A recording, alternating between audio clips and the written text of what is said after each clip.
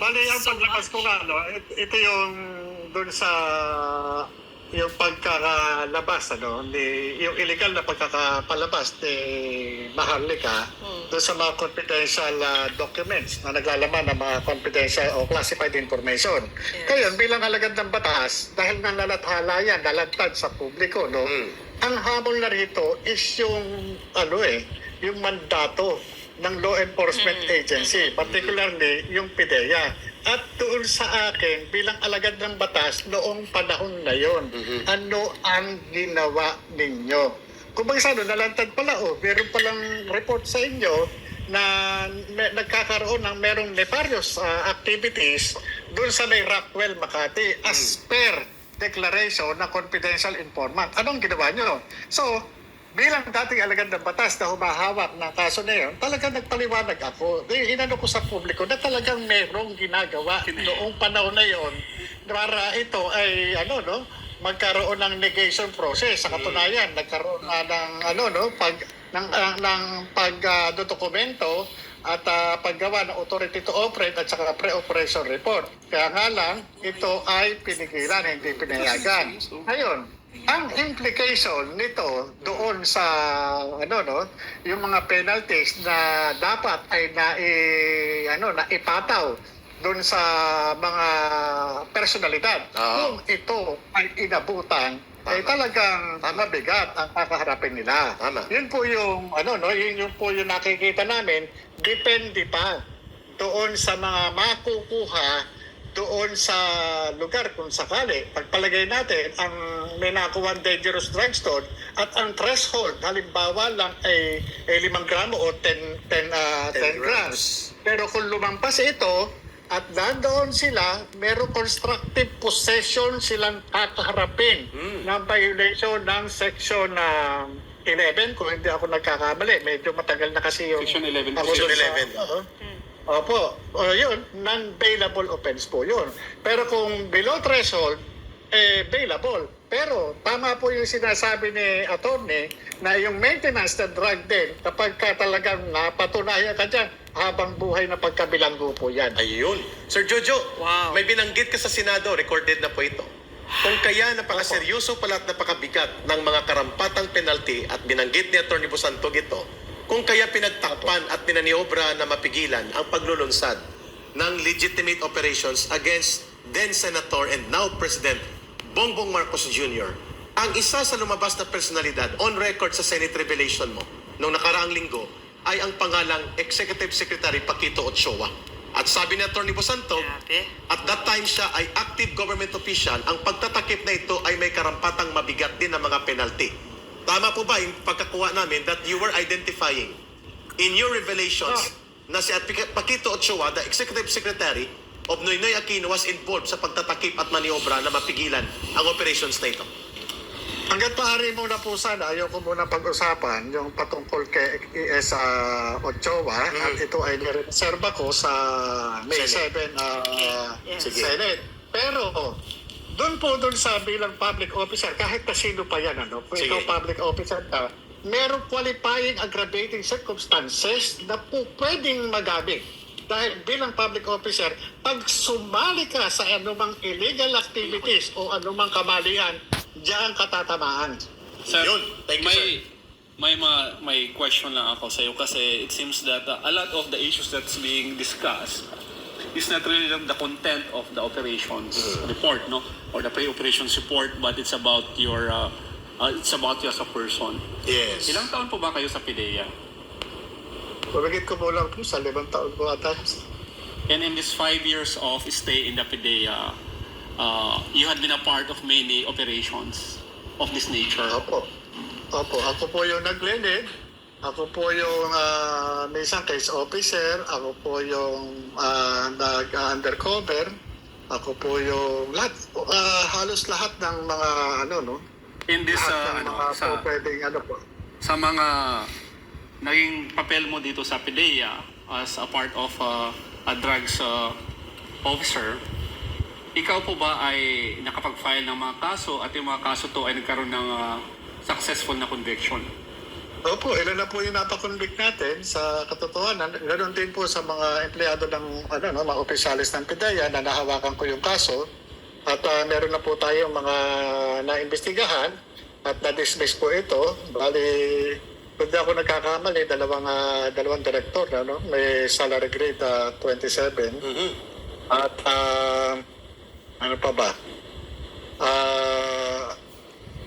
Mga malalaking kumpanya at yung mga drug trafficker, marami po. Tapos yung discovery po ng accumulated funds ng Binondo Drug Cartel na 200 billion pesos. Yung at yung nung magkaroon ito ng Asset Preservation Order sa tulong ng Anti-Money Laundering Council nung panahon ni Director Aquino, ay ang inabot na lamang po namin is 130.4 million.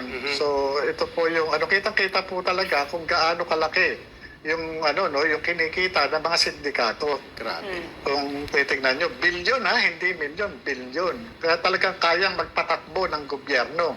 Kayang mag-tax ng mga tao sa gobyerno. Kaya nga ako consistent po tayo doon sa ating kampanya, doon sa ating advokasya. Kung babalikan po natin yung mga interview ko, yung mga labang ko sa YouTube, talagang sumisigaw ako talaga ng ano ba nangyayari dito? Parang ginawa nyo na lang wetting ang kampanya natin sa illegal drugs.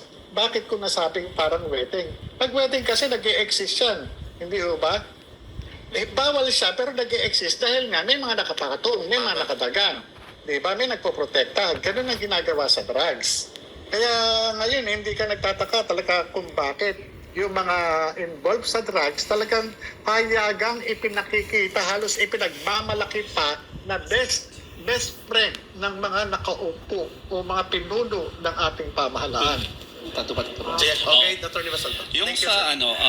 kasi yung sa akin is, ibig sabihin pala, you had been a part of successful operations ng PIDEA. In fact, you had been part of big operations concerning personalities. So it's not a first time experience for you to be involved in an operation concerning a popular individual, no?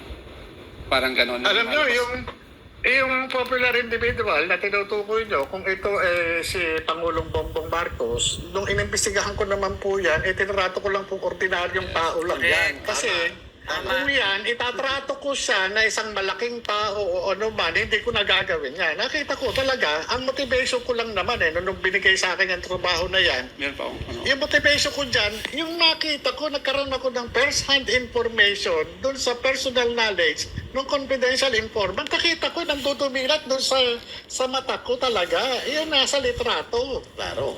Pinakita pa niya sa akin yung cellphone. Sabi niya, sir, ito po yan. Ito po yung nandyan sa Tapos ito po yung isa. Yan. ang tanong ko, sir, buhay pa ba si CCI? Buhay pa ba siya hanggang ngayon?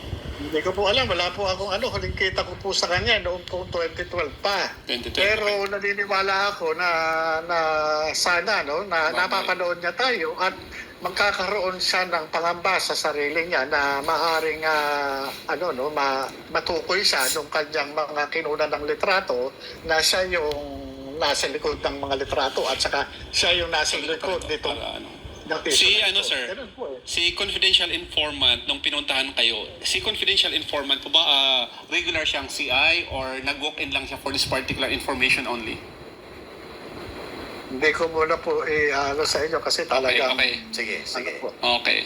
So, nung pinuntahan kayo ni confidential informant, nag-execute siya ng sinumpang salaysay? Opo.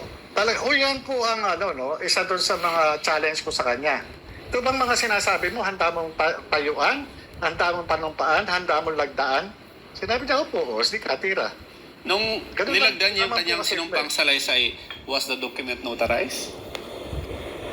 Ang usual po na ginagawa namin, yung mga yung mga kinukunan ko ng salaysay, pinasasamahan ko doon sa Legal and Prosecution Service. Okay. Marami pong mga abogado roon at ina-administer siya, Yeah. Bali, ang PIDEA naman po kasi, meron siyang authority to administer oath. Kaya yung notaryo, kumbaga sa hindi na po namin kasi may authority naman po Yes, yung PIDEA mag-administer ng oath. Ang sa akin lang naman doon is, Kasi yung lumalabas dito is parang ikaw lang yung nagsasalita. But in the execution of the sinumpang salaysay, in either the taking of the evidence, it means that there are other people involved. Para hindi lang po kayo yung... ang sinasabi ko lang po dito is, for example, the lawyer who notarized the sinumpang salaysay, that would make the document a public document, which is not a confidential document anymore. So those kind of documents should be made accessible to the public. Even during the time na kinukuhan mo siya ng sinumpang salaysay, there's probably other agents present in the room. Ganyan. Opo, nandun po doon sa mismong sa sinumpang salaysay, dahil ako po talagang naging kaugalian ko na, talagang tinuro naman sa investigation portion. Kapag kayo magre-reduce ng ng mga testimonya ng inyong mga testigo ng sino man ilalagay nyo yung pangalan ng mga kasama nyo na naandyan para at least or yung kasama niya ilalagay o kung may abogado palagay nyo. Yes. Palagay nyo yung mga hindi, pangalan ng hindi ko tatanungin yung mga pangalan, but you remember the name of the people who were there with you during the time that the confidential informant disclosed the information to you. Totoo lang po, sa dami ko nang inimbestigahan, kung ako'y magsasalita ng eksaktong pangalan, tapos paglumutan po yung dokumento at nagkaiba, kawawa naman po ako.